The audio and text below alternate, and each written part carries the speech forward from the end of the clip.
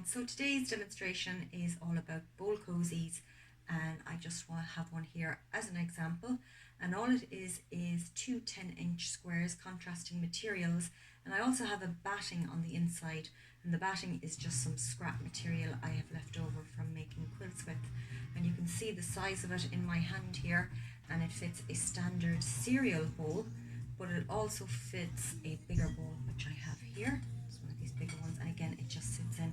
So these are fantastic when you're sitting at the couch having your dinner, maybe even some ice cream, so it will keep your cool things cool and away from your hands. And if you have a hot bowl of soup or stew, it will keep that also protected away from your hands while you sit and enjoy it. So what you need for today's demonstration is two pieces of 10-inch square. So I have these gorgeous Peppa Pig ones and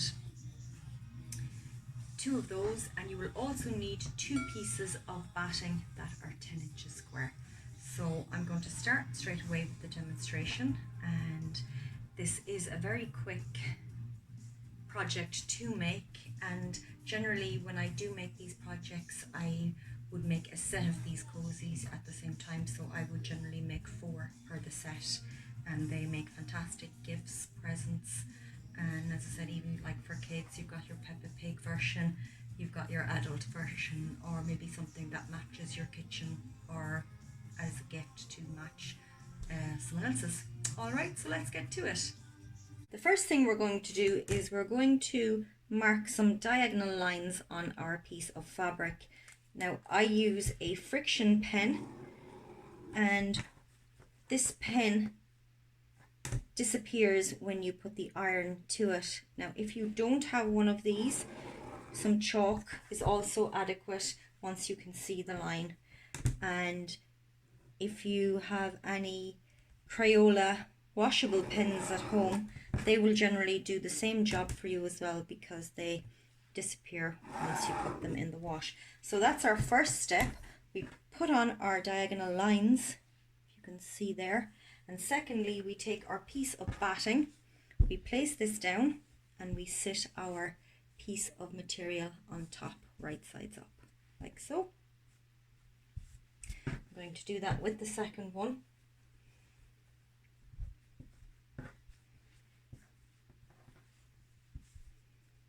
And then I'm going to go to the sewing machine, and all I'm going to do is stitch on this line the full way down, turn it around and stitch the opposite side, and I will do that for both of these, and then I will be back to you.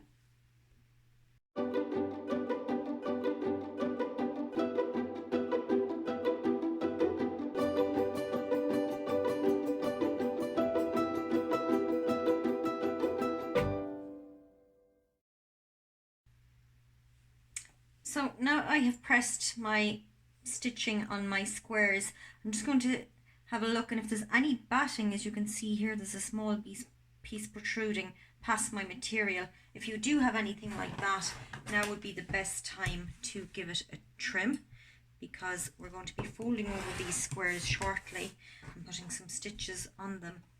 And it's the material you're folding square as opposed to the batting, so you don't want to be working on something that's not a full right angle. So that's just trimmed off now. I'm just going to take a look at my second one.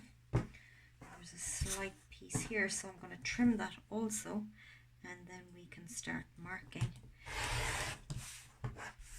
the next part of our project. So with our square face up, all we are going to do is we are going to fold it in half. Now I'm going to be working off of my mat here for my guide for my marks, but if you don't have a guide, you can just get a ruler, and on the fold here you're going to measure over 1 inch, and you're going to measure down 2 inches. And you will do that with the top and the bottom. So over 1 and up 2, and the same here. So with my 2 points here, if you wish, you can take a rule and you can draw a line, or if you want to sew by eye, then that's fine as well. You will just be lining up this point here on the machine, and draw and stitching your diagonal line down along. Okay, and you will do that for your both pieces. Okay, so I'm going to take those to the machine right now, and we're going to get the two of these stitched. So when I sew these diagonals, I will back stitch on the inside section here, because it will give you a cleaner angle when we turn it out later on.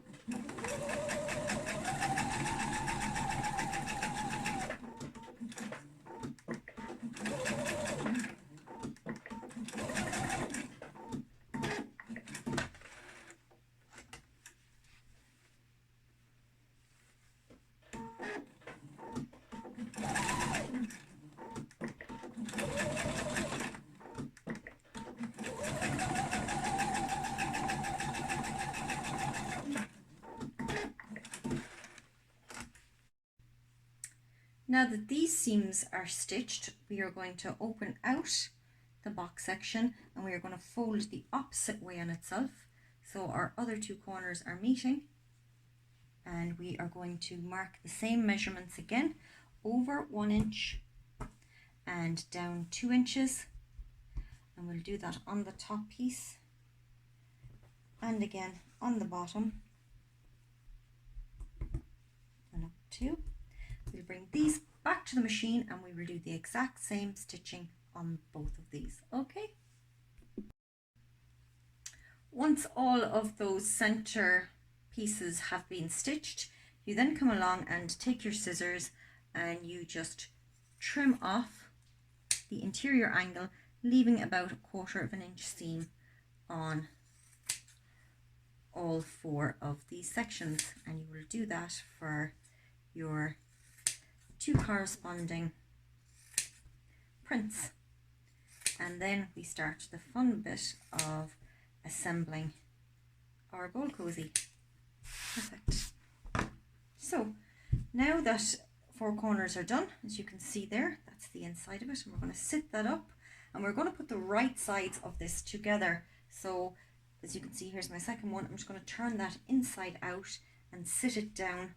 So all I am currently looking at the moment is the inside battings. And then I come along and I line up where I would have stitched these angles. And I'm going to take some pins then, and we are just going to pin it in place. Now when I pin it with my pins that they end up going down into it. And the reason for that is as I stitch along, then it's easy to pop them back out again. I'm not going to put too many pins in, just close to the corners on the cozy, and also as you can see in the center. And what I also will do with this, when this is pinned, I'm going to place a mark on the cozy so I know where not to stitch, because there is going to be a part of this we're going to have to leave open so we can turn it the right sides out. Now that opening, I will generally leave that about 2.5 to 3 inches, and we can stitch it then afterward. One last pin then in here. Perfect. So now I'm just going to take my pin here, and as I said, I'm going to mark it. So I'm going to come inside of the square area and I'm just going to put a mark, and I'm going to give it about, as I said, 1 to 2.5 inches is to here. So I'm just going to mark that 2.5 inch. So what I will do is I will start stitching here. I'll be able to stitch the whole way around and I will stop it back here. Now I back stitch at the starts and at the ends, okay, and that will help prevent the stitches from spreading back open afterwards. So I'm going to bring this machine out, do that, and we'll be back for the next part. So I'm just starting off where I made my pin mark there, and I'm going to back stitch it. Start. I'm using a 1/4 inch seam down along.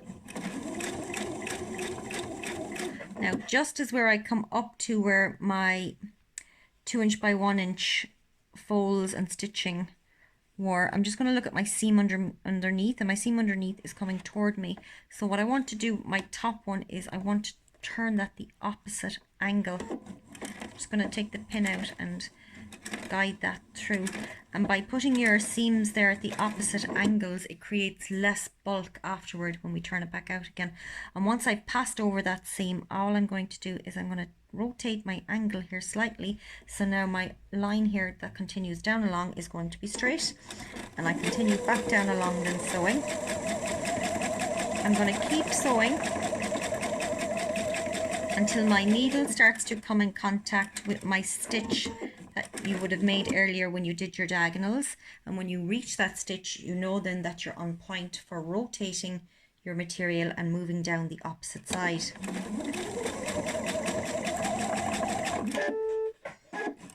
And that's the sound of my bobbin telling me it's low. And again, before you come up to your seam, check the directions, and if you wish to use a pin as a guide, but just make sure that your pin does not come in contact with your needle, because that would be all kinds of trouble. And again, once you've stitched over that, you just change the angle so you can again stitch straight down along.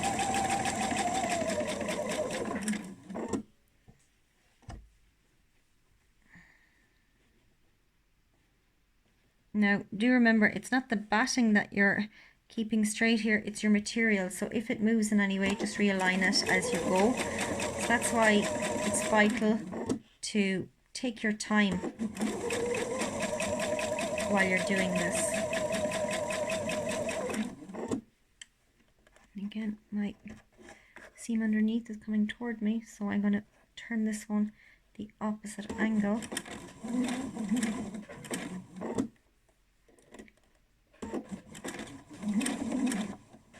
Again, once it goes fully over the seam, I readjust and realign and back down along again.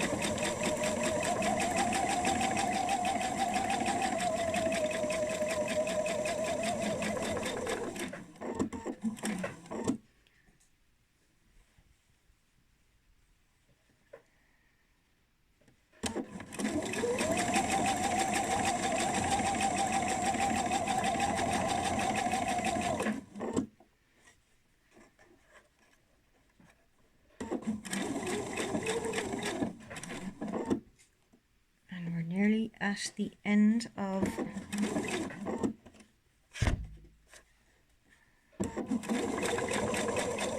the square.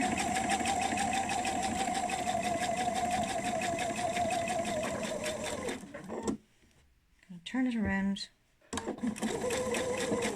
down about a ½ inch,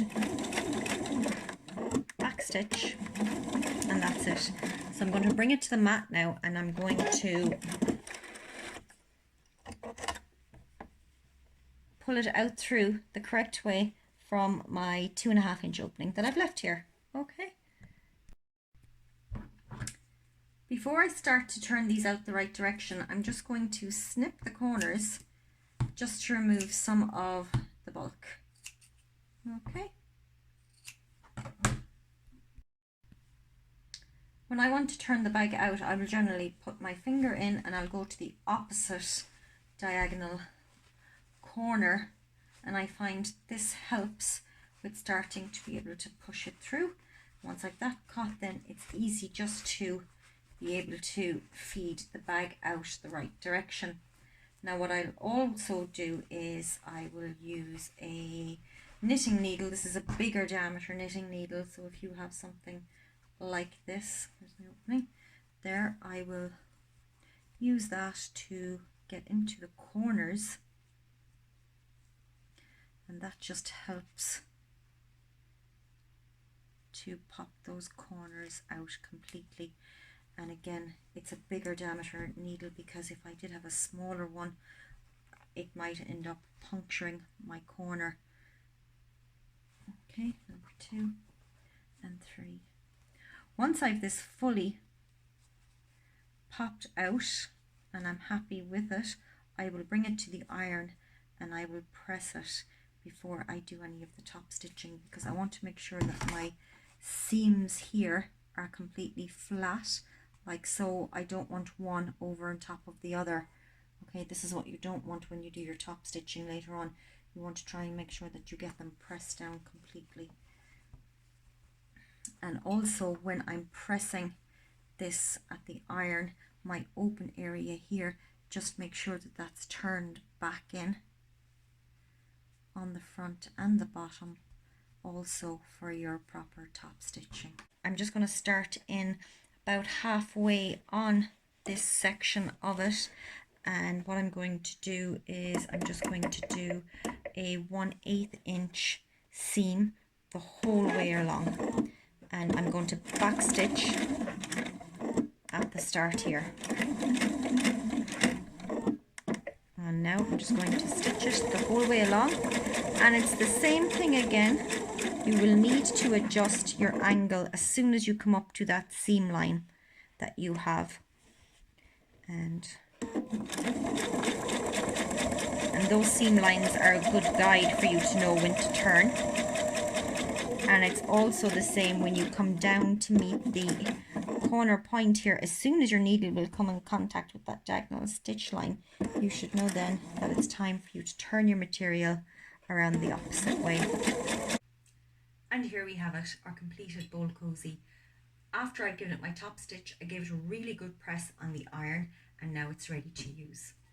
And the bowl fits perfect. So whether it's a bowl of soup or a bowl of ice cream, depending on the day, your hands will always be protected either from the heat or from the cold. All right. And also just to note, the bowl cozy is reversible, so depending on the mood you're in, whichever color you fancy. Okay.